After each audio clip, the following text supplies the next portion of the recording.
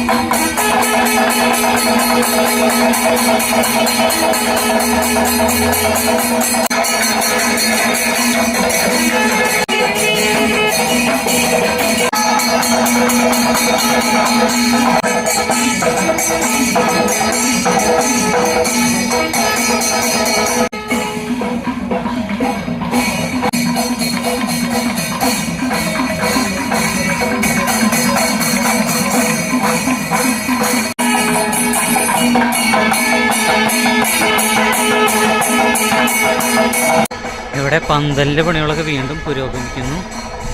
ഇത് വേറെ ഭാഗത്തുള്ള പന്തലാണല്ലോ. ഇവിടെ കുറച്ച് ചേട്ടന്മാർ വെടിക്കെട്ടിനുള്ള കുഴികളൊക്കെ തയ്യാറാക്കുന്നുണ്ട്. ഇവിടെയാണ് വെടിക്കെട്ടൊക്കെ പൊട്ടുന്ന പാറമേക്കാവ് വിഭാഗത്തിൻ്റെ. കഴിഞ്ഞ ദിവസം പറപ്പുറപ്പാടിന് ഒരു വെടിക്കെട്ടൊക്കെ ഉണ്ടായിരുന്നു. അത് ഈ ഒരു സ്ഥലത്ത് തന്നെയാണ് നടന്നത് എന്ന് തോന്നുന്നു കേട്ടോ. കുഴികളൊക്കെ മിക്കവാറും സാമ്പിൾ വെടിക്കെട്ടിനുള്ള കുഴികളായിരിക്കും കേട്ടോ. ഇത് കഴിഞ്ഞിട്ട് പൂരം വെടിക്കെട്ടും പകൽ വെടിക്കെട്ടും ഒക്കെ ഉണ്ട്. ഇവിടെ കുഴികളൊക്കെ കുഴിച്ചിട്ടുള്ള സ്ഥലമാണെന്ന് തോന്നുന്നു, അടച്ചിട്ടിരിക്കുന്നുണ്ട്.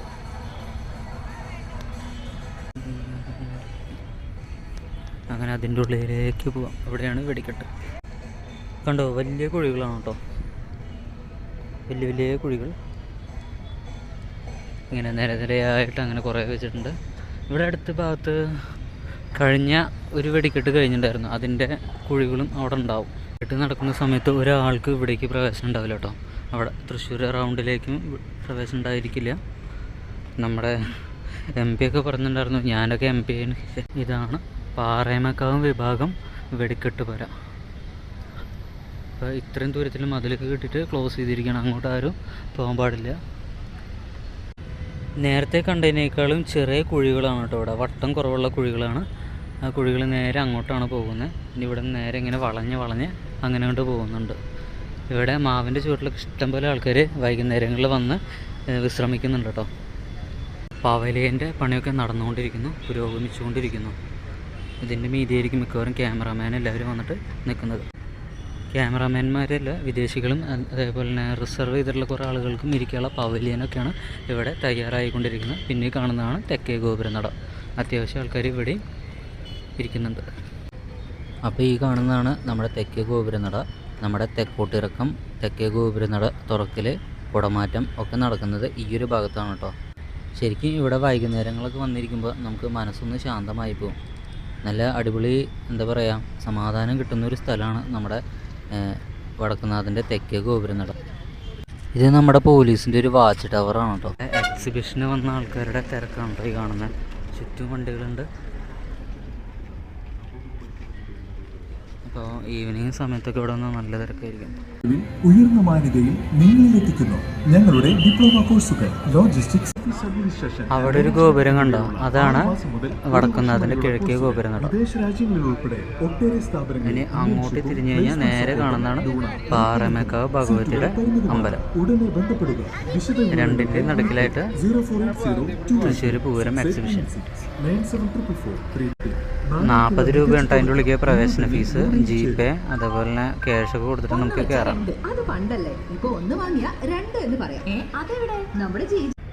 നമ്മുടെ തെക്കോട്ടിറക്കത്തിൻ്റെ സമയത്ത് എത്രയോ ആൾക്കാർ വന്ന് നിൽക്കുന്ന സ്ഥലമല്ലേ. നമ്മളൊരു കലണ്ടറിലെ ഒരു ഇത് കാണുന്ന പോലെ, സീനറി കാണുന്ന പോലെ ഇല്ലേ, നല്ല രസമുണ്ട് കാണാൻ വേണ്ടിയിട്ട്. ഈ വെടിക്കെട്ടിൻ്റെ കുഴികളൊക്കെ ഉണ്ടാക്കുന്ന ആൾക്കാരെ സമ്മതിക്കണം കേട്ടോ. കറക്റ്റ് വട്ടത്തിലും കറക്റ്റ് അളവിലൊക്കെ ഇങ്ങനെ കുഴിക്കണം. ഇല്ലാന്നുണ്ടെങ്കിൽ ആ ഒരു അമിട്ടൊക്കെ അതിൻ്റെ ഉള്ളിൽ നിന്ന് വേറെ വെടിക്കെങ്കിലൊക്കെ തെറ്റി പൊട്ടും. ഇവിടെയാണ് നമ്മുടെ മണികണ്ഠലാൽ അമ്പലം ഉള്ളത്. ശ്രീ സുബ്രഹ്മണ്യം വള്ളി ദേവയാനി സമേതം മഹാഗണപതി. തൃശ്ശൂർ റൗണ്ടിൽ നിന്ന് ഈ വഴി നമുക്ക് ഈ വടക്കുന്നാഥൻ്റെ മൈതാനത്തേക്ക് കയറാൻ പറ്റും കേട്ടോ. ആ കയറുന്ന വശത്ത് തന്നെ ഇടത് വശത്തായിട്ടാണ് അമ്പലം ഉള്ളത്. അവിടെ റോട്ടിൽ പന്തലുപണിയൊക്കെ പുരോഗമിച്ചുകൊണ്ടിരിക്കുന്നു. പന്തലുപണി ഇപ്പോൾ ഏകദേശം ഇത്രയും ആയിട്ടുണ്ട്. ഇനി അതിൻ്റെ മീതത്ത് ആ ഒരു ഗോപുരം പോലുള്ള സാധനം കൂടിയും വെക്കുക വേണ്ടോ. വളരെ പെട്ടെന്ന് തന്നെ പന്തലുപണിയൊക്കെ പുരോഗമിച്ചു കേട്ടോ. ഈ പന്തലിൻ്റെ രണ്ട് വശത്തേക്ക് കൂടിയാണ് വണ്ടികളൊക്കെ അങ്ങനെ തൃശ്ശൂർ റൗണ്ടിൽ കൂടെ അങ്ങനെ പോയിക്കൊണ്ടിരിക്കുന്നത്.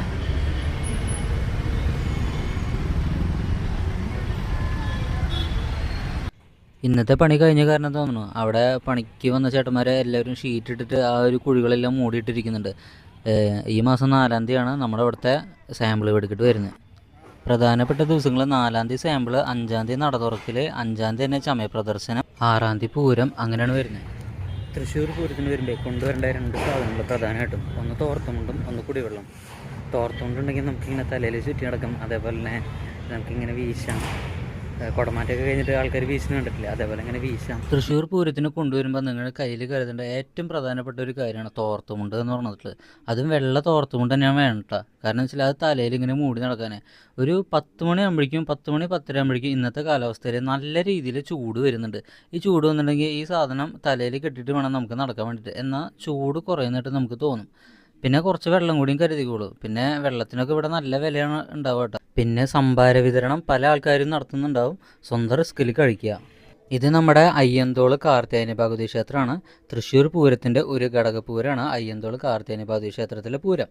അപ്പോൾ ഇവിടെ നിന്ന് പൂരനാളിൽ പുറപ്പെടുന്ന രാവിലെ 6 മണിക്കാണ്. 3 ആനകളേനായിട്ടാണ് പോകുന്നത്. ഇവിടെ ഒരു ഫ്ലെക്സ് വെച്ചിരിക്കുന്നുണ്ട്. അപ്പോൾ അതിൽ നിന്ന് കിട്ടിയ വിവരമാണ്. അപ്പോൾ കാർത്യായനി അമ്പലത്തിലെ പൂരം കാണാൻ ആഗ്രഹിക്കുന്നവർ രാവിലെ 6 മണിക്ക് തന്നെ ഇവിടെ കാർത്യായനി അമ്പലത്തേക്ക് എത്തണം കേട്ടോ, അയ്യന്തോളിൽ.